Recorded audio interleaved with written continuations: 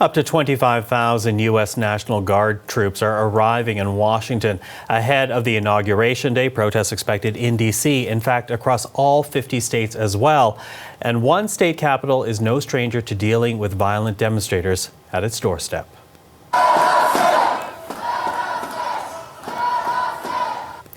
Now you're looking at footage of armed protesters storming the Michigan State Capitol building in Lansing last April. The demonstrators attempting to take over the legislative chambers, calling for an end to the coronavirus lockdown orders. And just this week, Michigan's Capitol Commission voted to ban the open carry of firearms inside the state Capitol building.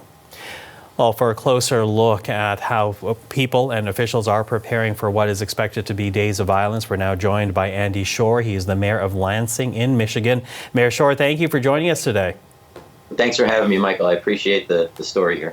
Well, obviously, Michigan, true and dear to many hearts of Canadians as they go over the border, as you know, quite often in normal times. And here you have the National Guard being activated in Michigan. And to my understanding, correct me if I'm wrong, this is at your request. So talk to us about the intelligence you're getting and why you think the National Guard is needed in this case. Well, you know, the intelligence changes. I want to say it's day by day, but it's almost hour by hour. But we're the capital city. You know that. Many Canadians come to Michigan, which we love. And we see protests all the time. But in this case, when you saw what happened in D.C. last week, when we hear about the potential mischief and the concern about violence, it causes concern.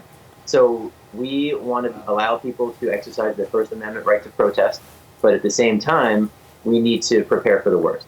So I have asked for the National Guard, State Police, Lansing Police, Sheriff's Office. We're all going to be there ready in case things turn violent. Mm-hmm. You've alluded to it, but I'm wondering if you might be a bit more specific. What are your fears right now, based on what happened in D.C. 10 days ago, based on Lansing's own experience back in April? What are your exact fears in this moment?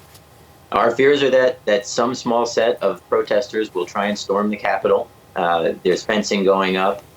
We're afraid they could try and storm City Hall. Many businesses are boarding up. We want to take precautions in case things turn destructive and violent. That's our fear. And we're happy to have people here protesting. You know, if people are angry, I get it. But they do not have the right to be violent, and we're here. Mm-hmm. Now, the subsequent investigation into the attack on the Michigan legislature also uncovered essentially a plot to kidnap the state governor, Gretchen Whitmer. Specific politicians were also reportedly targeted in the D.C. attack. How real a danger are these groups to lives of politicians and people in your city? You know, it's certainly a danger when people look at our democracy and they look at those who are elected by the people to make decisions. When they go after those leaders, they attack our democracy. So we take that seriously. You know, the governor is continues to take that seriously. You know, I take that seriously. But at the same time, I'm not going to be scared away from doing my job. So I'm going to be, downtown. I'm going to be there to see what happens. But I'll also be sure to be in a safe place. You know, you mentioned an attack on your democracy, and Americans like thinking of their democracy as a beacon on the hill, if you will.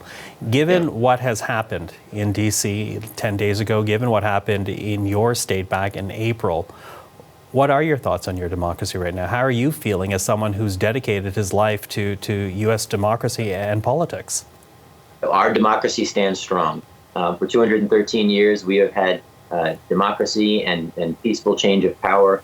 We are going to have a new president on Wednesday when Joe Biden is inaugurated, and there will be a normal transfer of power. We have people who are trying to prevent that, who tried to prevent that last week. They won't be successful. You know, our democracy stands strong, and even though there's an attack on the democracy, we will have a transfer of power as per the people who voted. So people can be upset about that. There were people who were upset when Donald Trump was elected. There are people who were upset when Barack Obama was elected.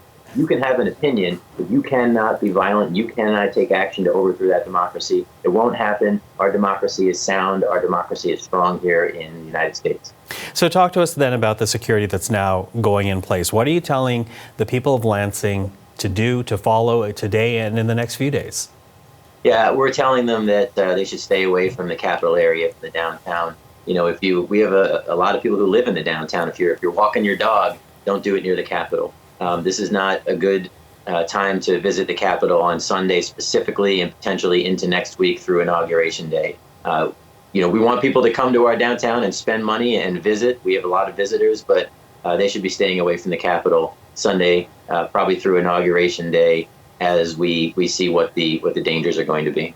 Now, there is, as you know, a debate going on right now about the kind of culpability that should be assigned to Donald Trump for the incitement of these groups. So what's your thought on that? Words matter.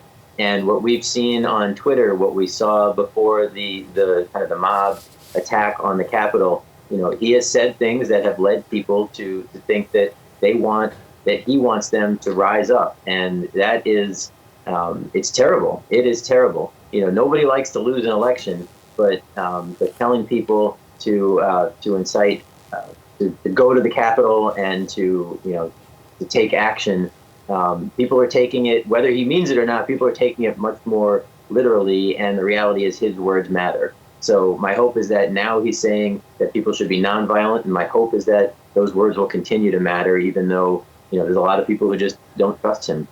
So we're going to see that all change on Wednesday, which is, to me, a good thing. Will you, though? And I ask that because we are hearing reports that Sunday is of a particular concern, that of course Wednesday is of particular concern, as that is Inauguration Day in D.C. But what about the days and the weeks after? It's not as if these groups disappear after an inauguration. No, you're right. We'll see a change in federal leadership with a new president, but there are certainly going to be those who want to continue the fight. And again, if it's philosophy, that's one thing. If it's people who are going to try and create violence or attack others, then we will continue to monitor that. We will continue to stay vigilant to protect our democracy, for us to protect the city of Lansing as the capital city of Michigan, and I'm sure other capital city mayors will do the same thing, as will those in Washington, D.C.